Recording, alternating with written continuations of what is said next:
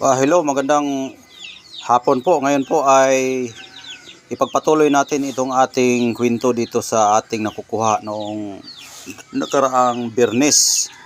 At ito po ang nakita ninyo sa video na sinabi ko po sa inyo na i-continue natin yung ating pagbablog dito at pag-uusapan natin ang tungkol dito sa mutya na ating nakukuha. Ito po ay isa sa pinakamagandang mutya na tinatawag na aluhipan, na isa po sa pinakabihirang mutya na ang kanyang forma ay parang talampakan ng bata. Ayan, talampakan po ng bata ito na kaliwa. Pakaliwa siya, at kung dito naman baliktarin mo pakanan. Baliktaran po ang kanyang talampakan na mutya na aluhipan. Isa ito sa pinakapambihirang mutya ng aluhipan na ating nakukuha sa araw ng Biyernes. Ayan. Kung napapansin nyo, kung titingnan nyo mabuti, marami po yung aluhipan na pinapalibutan po yung bato. Yan po ay tinatawag nila na trabungko ng aluhipan. Ayan. Trabungko po ito ng aluhipan na kanyang birtod o kapangyarihan niya. Kung wala ito ay hindi po mabubuhay ang mga aluhipan. Kaya meron silang ganitong agimat o anting-anting na kanilang ginagawang Diyos. Kasi ang tao may Diyos, ang mga hayop din may Diyos din po yan. Dahil lahat po yan ay gawa ng tao na Diyos, at ito po ay gawa po ito ng Diyos din ng mga aluhipan. Pero isa lang po ang Diyos natin, at hindi lang makipagkausap yung mga hayop, hindi marunong makipagkausap ng tao. Pero ang nagkokontrol po yan ay ang Diyos ng tao, ang Diyos ng naglalang sa buong sanlibutan. Pero meron silang tinatawag na Diyos ng mga Diyos sa mga iba't ibang mga hayop. Kaya ito ay Diyos ng mga hayop na tinatawag na aluhipan. Ito po ang kanilang Panginoon o tinatawag nila birtod nila o kanilang sinasamba. Ito po. Talampakan siya. Sa nagtatanong po kung ano ang birtod nito, ito po ay maganda sa pag-detect ng mga kalaban at hindi ka makikita nito kapag dala mo ito. Alam nyo kung bakit? Dahil nga ang aluhipan po ay hindi po yan makikita agad. Meron po yung tagulilong. Siya po ay naglalakad sa ilalim ng putikan, ilalim ng lupa. Kaya bihira makikita yan. At yung kanyang sign po ay paa ng bata, talampakan ng bata. Ibig sabihin po yan anghel. Anghel po yung mga bata, at maliliit na mga talampakan, yan po ay anghel sa material. Pero kapag anghel naman, ang pag-uusapan sa spiritual, anghel ay bata, at yan po ay espiritu na tagapagsunod ng ating Panginoon. Kaya yan po ay isa sa pinakamagandang birtod na papalapit tayo sa ating Panginoon. Kaya maganda ito sa proteksyon, itong ating mutya sa aluhipan na talampakan ang paa ng bata, yung kanyang forma. Ang aluhipan din, ang birtod ng aluhipan ay isa rin sa pinakamagandang gamitin sa pampahaba ng buhay. Maliban sa mahaba po yung katawan ng aluhipan, kapag putol-putulin mo yan ay hindi yan agad mamamatay. Tatakbo yan ang kaniyang kabilang katawan. Kung saan siya banda maputulan, yung kanyang kabilang katawan ay lumalakad, tumatakbo yan sa dami ng kanilang mga paa. Kaya bihira ka makakita ng aluhipan na madaling mamatay. Kaya kung tao naman ang magdadala nito, kung ikay masusugatan, madala ka pa sa ospital. Hindi ka basta-basta mamatay. Kahit maputol pa yung katawan mo, kapag mayroon kang birtod ng aluhipan, hindi ka basta-bastang mamatay. Ganyan po katindi ang mutya sa aluhipan.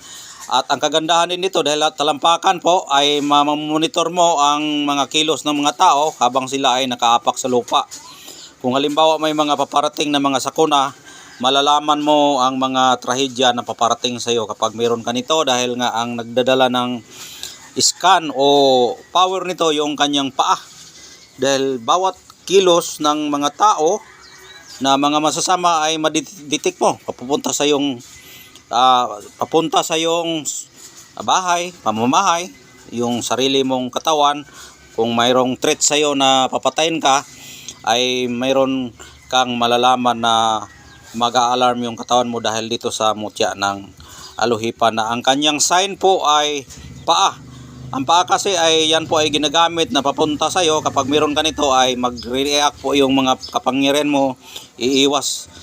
Mayroong mga espiritu na iiwas ka sa mga kapahamakan, kaya ito ay magsasign, mag-iinit yung katawan mo, balisa ka, at ikaw po ay mag-alarm, at ikaw po ay mag-aalerto na dahil nga mayroon na pong paparating na sakuna kapag mayroon ka nito. Dahil ang sign po niya ay talampakan ng bata, at yan din po ay isa sa pinakamagandang gamitin na hindi ka malapitan ng yung mga kaaway, dahil ikaw po ay makakaramdam ng mga papalapit na mga trahedya. Ganyan po katindi ang talampakan ng tao o bata. Kahit nga mga paa ng diwinde o paa ng kahit anong klaseng paa na nakaapak sa lupa, yan po ay makapag-detect sa mga kaaway o kalaban mo.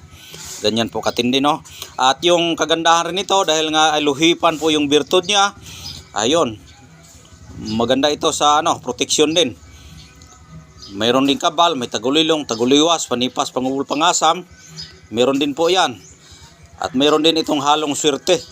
Dahil ang swerte na nagdadala niya ay hindi ka matatamaan ng anong sakuna.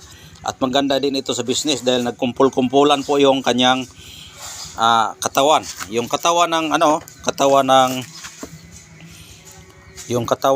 mga aluhipan ay nagkumpul-kumpul dito. Yan. Ganyan po katindi ang birtod ng aluhipan. Ayan. Meron din akong nakikita dati, yung itlog ng aluhipan, kulay dilaw yon. At meron din nakakuha noon. Nakita ko yung itlog ng aluhipan doon sa bunot ng nyug. At ito rin, nakikita ko rin ito sa ilalim ng putikan. Sa daik ng Basakan ito nakikita araw ng Biyernes. Yan, gabi ko ito nakikita sa araw ng Biyernes. Sa putikan ko ito nakikita. Kaya nagkumpul-kumpul kasi yung parang nagpaparid po yung mga katawan ng mga aluhipan. Kaya ang ginawa ko, sinusundan ko po yung mga aluhipan kung saan sila pumapasok. Ayan, pagpasok nila, sinundan ko, nagdala ako ng pala. Yun, paghukay ko, ito po ang aking nakikita na kanilang birtod. Ayan, kanilang birtod nakikita natin. Ayan, silipin yung mabuti, ipakita ko talaga ng mabuti dahil nagre-react yung birtod niya, hindi makikita. Hindi basta-basta makikita yung kanilang video. Nagre-react siya. Ayan o. Ayan ang mga aluhipan na nagkumpul-kumpul sila, nagpaparid-parid sila, nagdikitan sila. Ayan, paa din yan ng bata. Baliktad din, kaliwa at kanan. Dito, talampakan yan, ito rin ay ang sa bandang itaas. Kapag ganyan mo, kalawite. Kapag ganyan mo, kanan. O, di ba? Kanan, kaliwa, kanan. Baliktaran siya. Pwede siya sa pangkalahatan. Ayun lang po ang kwento dito kung paano ko nakita, at maraming salamat sa inyong panonood at pagsubaybay sa aking channel. At hanggang dito na lang, at God bless po sa inyong lahat. Bye-bye. Ingat po kayo palagi.